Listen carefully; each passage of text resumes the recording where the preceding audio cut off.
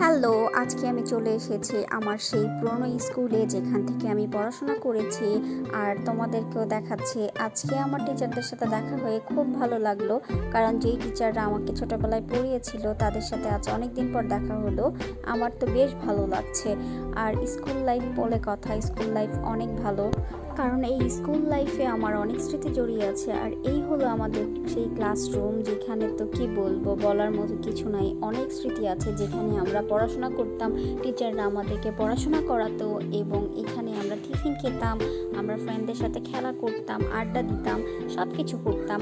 আসলে আগের দিনগুলো খুব ভালো ছিল। আর সবচেয়ে বড় কথা বলবো, স্টাডিংয়ের লাইফে স্কুল লাইফটাই বেস্ট লাইফ। কাজ স্কুল লাইফ বাদে আমি পার্সোনালি মনে করি অন্য কোনো লাইফে হ্যাপিনেস নাই।